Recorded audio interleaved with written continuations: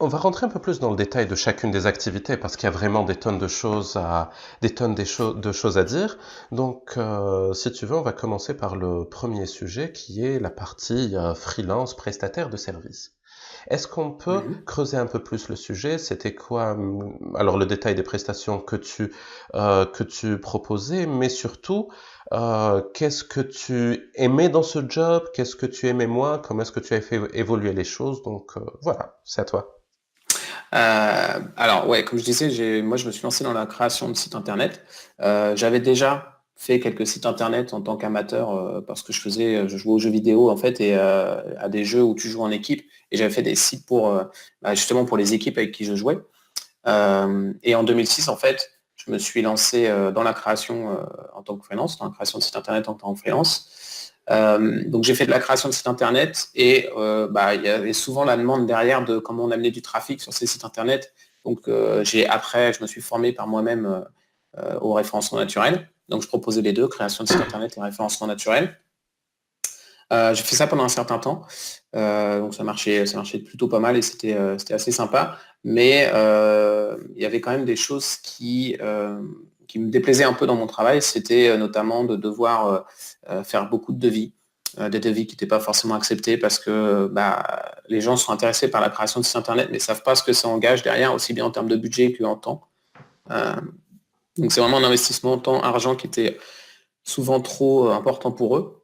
Euh, et aussi, voilà, ils ne savaient pas vraiment où ils allaient, donc j'avais beaucoup de travail à faire en amont, avant même de savoir avant même de faire le devis, j'avais beaucoup de travail en amont pour savoir ce qu'ils avaient besoin, voilà, ce qu'ils allaient mettre sur leur site, etc. C'était beaucoup moi qui faisais le travail, alors que ça aurait plutôt dû être eux. Peut-être que ça venait aussi des gens que je ciblais, hein, des gens que j'allais voir, mais globalement, les gens qui veulent un site internet, ont tendance à se reposer beaucoup sur le prestataire pour débroussailler les choses. Donc ça fait beaucoup de travail en amont avant même de faire le devis. Et une fois que le devis est fait, on ne sait même pas ce qui sera accepté. Cette partie-là, en fait, elle me déplaisait pas mal parce que c'est pas forcément ce qui me plaisait le plus. Euh, Plus toute la paperasse qui n'était pas forcément non plus mon délire, en gros. C'est pas vraiment ce qui me plaisait.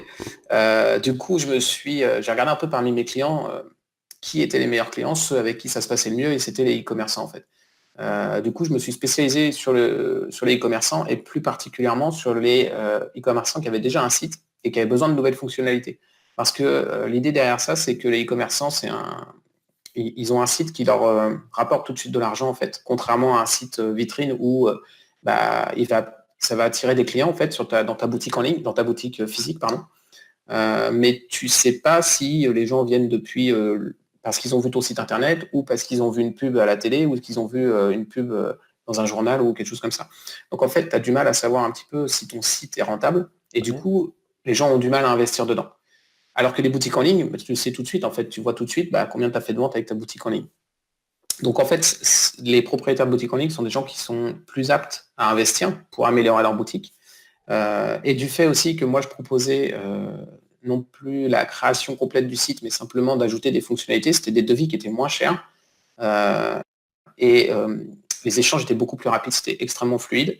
Je faisais une proposition, enfin ils venaient vers moi avec une problématique, je leur faisais une proposition directement avec un devis, et il était accepté ou pas accepté. Voilà, et ça allait comme ça. Et après, c'est les clients qui revenaient régulièrement. Une fois que tu as commencé à bien travailler avec eux, c'est des clients qui sont réguliers. Et, euh, et voilà, donc du coup, en me concentrant sur les commerçants, j'avais vraiment enlevé la partie qui me déplaisait le plus, quoi. Ok. J'imagine aussi que côté revenu, tu devais être gagnant aussi parce que tu as forcément en face de toi des clients qui sont plus matures côté business, qui ont déjà quelque chose qui tourne. Les besoins sont peut-être plus complexes mais mieux définis. Donc, moins de clients pour au final, je pense, des prestations un peu plus intéressantes financièrement parlant. C'est ça.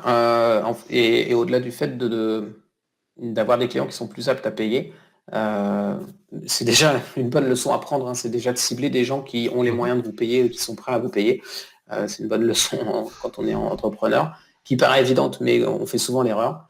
Euh, et, euh, et au-delà de ça, en fait, le fait de se concentrer sur ce que tu fais le mieux, c'est-à-dire moi, pour moi, la programmation et le développement de nouvelles fonctionnalités, plutôt que de faire des devis ou Oui, de discuter avec le client pendant des heures pour savoir ce qu'il a besoin, tu te concentres sur ce que tu sais faire le mieux, donc du coup tu gagnes mathématiquement plus d'argent, parce que c'est pour cette partie-là que les gens te payent en fait. Ils vont pas d'accord. te payer pour faire un devis, ils vont pas te payer pour les échanges que tu vas avoir au départ avec eux, savoir ce qu'ils veulent, sauf si c'est une prestation que tu vends, mais moi je la vendais pas.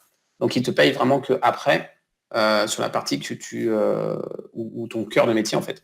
Et donc plus tu te concentres sur ton cœur de métier, plus tu génères de revenus, même si les clients n'étaient pas des gens qui payent plus cher. Mais là, en plus, c'est les clients qui payent plus cher et plus facilement.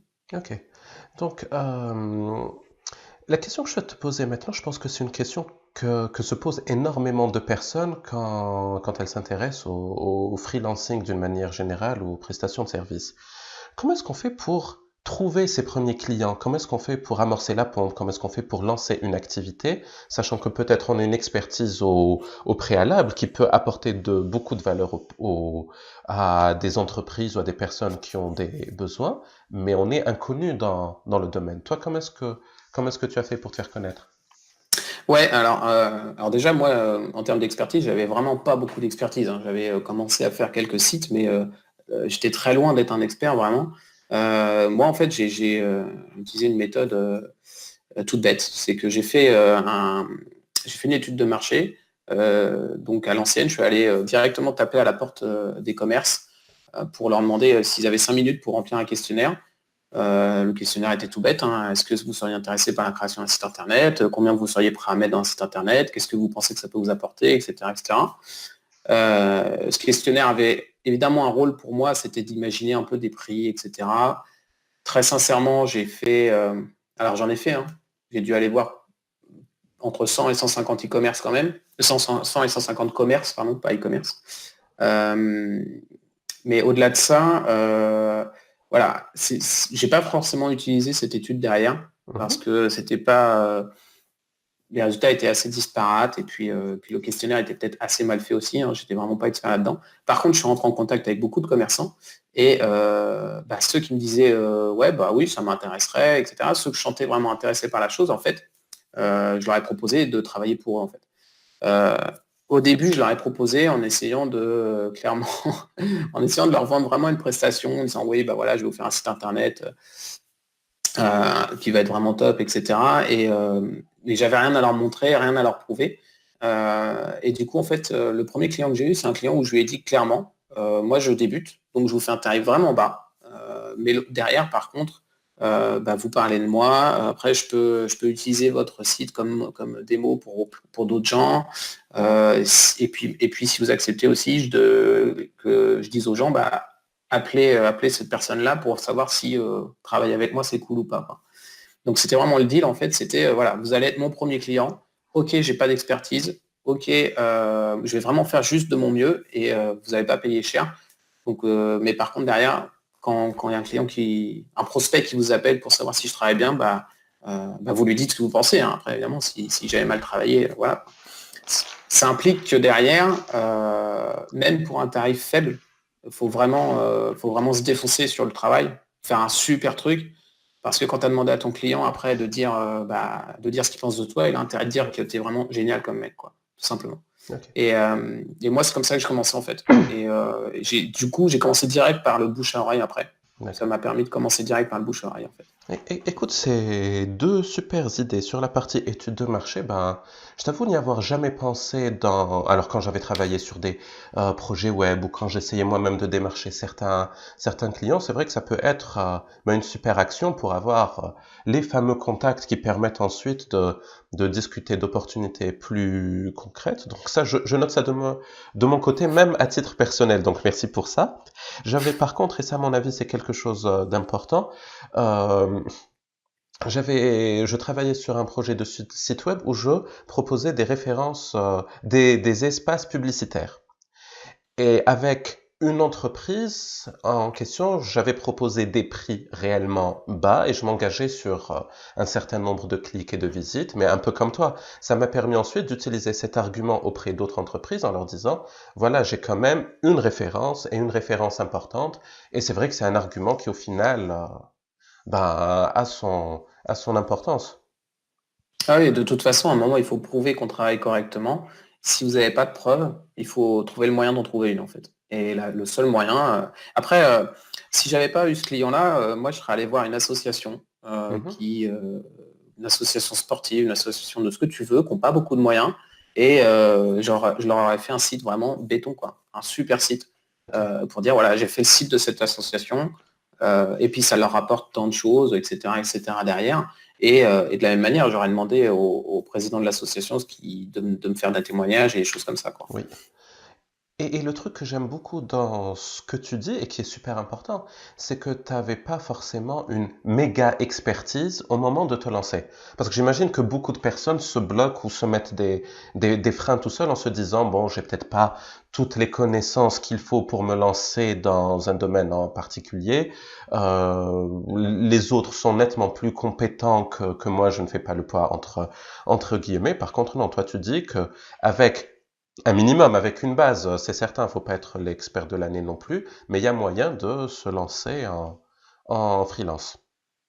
Ouais, après, faut avoir envie de travailler sur le sujet, en fait. Il faut avoir envie de devenir expert. Maintenant, clairement, l'expertise, elle viendra beaucoup plus vite si on travaille avec des clients que si on travaille dans son coin à faire un projet qui n'a pas d'objectif. Voilà, là, quand on a besoin de répondre aux problématiques du client, on a des objectifs clairs et précis.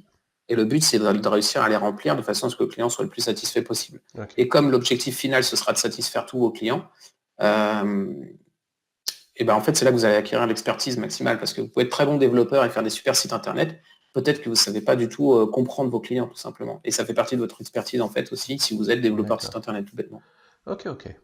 Et aujourd'hui, quand tu regardes ces activités-là que tu fais, qu'est-ce que tu aimes le plus? Qu'est-ce que tu aimes le moins s'il y a une partie que tu aimes moins ou que tu souhaites encore améliorer ou... Alors, moi, j'ai beaucoup changé au fur et à mesure mon activité. C'est Mhm. partie des choses que j'aime bien dans le fait d'être freelance. Maintenant, contrairement à avant, c'est ça qui est drôle, c'est que c'est la relation avec les clients qui m'amuse le plus, en fait, maintenant. Ok, Alors maintenant, je fais plus de prestations de service, hein. J'ai transformé mon activité, on en parlera après, je pense. oui. Mais autant avant, moi, ce que j'aimais, c'était vraiment le code, aller être dans le code et puis taper du code et faire des fonctionnalités. Et puis, c'est quelque chose que j'ai souvent fait en fait quand j'étais môme. Je m'amusais à développer des jeux vidéo, des trucs comme ça, des trucs assez simples. Mais ce que j'aimais, c'était passer des heures à faire le truc et puis voir après mon truc se balader comme j'avais prévu ou pas, qui buguait souvent. Mais au final, ça, c'était vraiment mon truc. Et du coup, la discussion, les échanges avec le client, c'était pas forcément ce que je préférais. Et maintenant, en fait, ça a changé. En fait, maintenant, j'aime bien justement discuter avec les clients. Euh, je trouve que tu les comprends mieux, etc. Et c'est vraiment une question de personnalité et ça peut changer au fur et à mesure. Je pense aussi que ça dépend combien de temps tu fais les choses. Au bout d'un moment, moi, je suis quelqu'un qui se lasse, en fait. Oui. Je suis très passionné par quelque chose, mais au bout d'un moment, je vais me lasser. Et du coup, enfin, je modifie légèrement ou même que je switch complètement en fait, le truc, quoi. D'accord. Donc en fait, voilà, ce que je préférais, c'est assez variable ce que je préfère Ok. dans mon travail. Actuellement, c'est plus la relation avec les clients. Ouais. Ok. Et peut-être une dernière question avant de clore ce chapitre sur le freelancing. Qu'est-ce que tu conseillerais à une personne qui souhaite se lancer dans des activités de freelance et qu'on n'a pas couvert dans notre discussion? Ouais, bah, déjà quand même, je tiens à insister sur le fait que chercher indéfiniment des clients pour vendre votre prestation, à un moment, il faut prendre un client et le faire. Quitte à le vendre pas cher, quitte à ce que ce soit pas forcément la thématique qui vous plaît, etc. Et pour avoir quelque chose et après réussir à avoir voilà, cette preuve et puis enchaîner les clients derrière. Euh, on a déjà donné beaucoup de conseils et c'est vrai que je pense que c'est le plus Ok. important. C'est travailler vraiment à fond sur le truc pour faire le meilleur résultat que vous pouvez, parce Ok. que c'est ça qui va vraiment amener vos futurs clients. Le bouche à oreille en tant que freelance, c'est ultra efficace parce que ce qu'il faut comprendre, c'est que ça peut être un des conseils, c'est que l'un des meilleurs moyens d'obtenir des clients, c'est le bouche à oreille. Pas par le volume, parce que ça va vous apporter énormément beaucoup moins qu'un blog ou que du référencement naturel, ça vous apporter beaucoup moins de clients. Par contre, la qualité des clients qui vont vous apporter est juste énorme en fait. Moi, ce premier client m'a apporté d'autres clients derrière. ces clients étaient déjà convaincus avant même que je leur parle en fait. Si vous êtes comme moi à l'époque, pas très bon en relation avec les gens, en termes pour les convaincre, si vous avez du mal à amener vos prix, etc., avoir des clients qui viennent d'autres clients, enfin des prospects qui viennent d'autres clients, c'est des gens qui sont déjà convaincus, des gens qui savent que vous travaillez bien, des gens qui, leur ami a déjà payé chez vous, donc les prix doivent être corrects parce que leur ami n'achète pas tout et n'importe quoi, etc. Quand vous allez annoncer votre prix, le client, pour lui, c'est déjà OK en fait. Donc c'est beaucoup plus à l'aise, beaucoup plus facile pour vous. Donc le bouche à oreille, essayez de le privilégier en tant que freelance, c'est vachement bien. Et aussi, ça fait un peu partie de ce qu'on a dit quand même, mais faut pas hésiter, une fois que vous commencez à avoir des clients, à écrémer un petit peu pour aller vers ceux que vous préférez. C'est là que vous allez gagner en efficacité, c'est là que vous allez gagner en revenus, en temps libre, etc. Et en plaisir de travail parce que vous allez faire plus ce qui vous plaît. Donc voilà, c'est un peu des exemples qu'on a déjà donnés. Après, d'autres exemples, je pense que cela c'est plus important quand même, c'est vraiment de se focaliser sur le premier client, faire le job à fond sur le premier client. Et une fois qu'on en a pas mal, enfin, après de faire travailler le bouche-oreille, et une fois qu'on en a pas mal, de se focaliser sur nos meilleurs clients en fait. Ok, ok. Mais écoute, un grand merci pour tout ce que tu as partagé. Je pense que ça a beaucoup de valeur, non seulement, comme je te l'ai dit, pour les personnes qui vont regarder ou lire cette interview, mais pour moi aussi, tu me donnes deux, trois petites idées très sympathiques pour le développement de mes activités. Donc, merci pour tout ce que tu as partagé, Olivier.